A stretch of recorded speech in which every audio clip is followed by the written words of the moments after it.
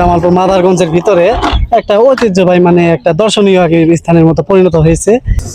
অতিরিক্ত পরিমাণ কাস্টমার সাথে আমরা তাদেরকে সেবা দিচ্ছি খুব ভালো পরিমাণে। অবশেষে এই যে মিলনের সাথে দেখা হলো যে আমার এই ব্লগে স্থানীয় সে আমাকে সহযোগিতা করতেছে। আজ আমি আপনাদেরকে দেখাবো জামালপুর জেলা মাদারগঞ্জ উপজেলা বালিজুরি বাজার থেকে 2 কিলোমিটার অদূরে জনপ্রিয় একটি জায়গা, যেই জায়গাটার নাম হলো হাওয়াই রুট। অবশেষে আমি চলে আসলাম সেই হাওয়াই রুটে। হাওয়াই রুটের সৌন্দর্য হলো ব্রিজ। সুন্দর ব্রিজ আরো সুন্দর হয় যখন বিকাল 4টা বাজে।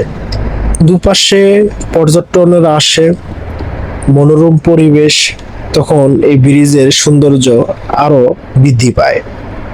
আমি এখন ঠিক 2:30টার সময় ব্রিজের উপর দিয়ে যাচ্ছি এবং ব্রিজটার সৌন্দর্যটা তুলে ধরার চেষ্টা করতেছি। দেখুন এখানে কি আছে, আশেপাশে সবগুলোই আপনাদেরকে দেখাবো এই ভিডিওতে। ধৈর্য সহকারে ভিডিওটা শেষ পর্যন্ত দেখুন। এবং আমার জন্য অপেক্ষা করিতেছে মিলন, সে এখানকার লোকাল। তার সাথে দেখা করব, তার সাথে কথা বলবো, বিস্তারিত তার কাছ থেকে শুনবো। এবং দেখতে পারতেছেন ব্রিজের দুপাশে শত শত চটপটি ও ফুচকার দোকান আছে। যখন বিকাল হয় তখন প্রতিটি ফুচকার দোকানে মানুষের থাকে উপচে পড়া ভিড়। তখন যেন মনে হয় এক সৌন্দর্যময় একটি এলাকা। যেহেতু আমি বাইক নিয়ে এসেছি, বাইকটি এখনো রাখবো। আর দেখুন কত সুন্দর একটা পরিবেশ। অবশেষে এই যে মিলনের সাথে দেখা হলো যে আমার এই ব্লগে স্থানীয় সে আমাকে সহযোগিতা করতেছে। আর মূলত মিলন আমাকে দেখো, মিলন এখানকার পরিস্থিতি কি বা কেমন দর্শক হয় এই জায়গায়? এইখানে মূলত ঈদের সিজনটাতে টুরিস্ট বলেন বা পর্যটক বলেন, এটা মোটামুটি একটা মাদারগঞ্জ, আমাদের জামালপুর মাদারগঞ্জের ভিতরে একটা ঐতিহ্যবাহী একটা দর্শনীয় স্থানের মতো পরিণত হয়েছে। ব্রিজটা হয়েছে নতুন, যেগুলা এখানে আপনার অনেক দূর দূরান্ত থেকে জামালপুরের অধিকাংশ অঞ্চল থেকে, জামালপুর শেরপুর, সরিষাবাড়ি বলেন, মেলান্দ বলেন, অনেক জায়গা থেকে এখানে মূলত আচ্ছা, এখানকার জনপ্রিয় হওয়ার পিছনে কি যে ফুচকার দোকানগুলো দেখতে পারতেছি, ফুচকার কি আকর্ষণ বেশি লাগে? হ্যাঁ, এখানকার ফুচকাটা স্থানীয় ফুচকাটা খুবই ভালো।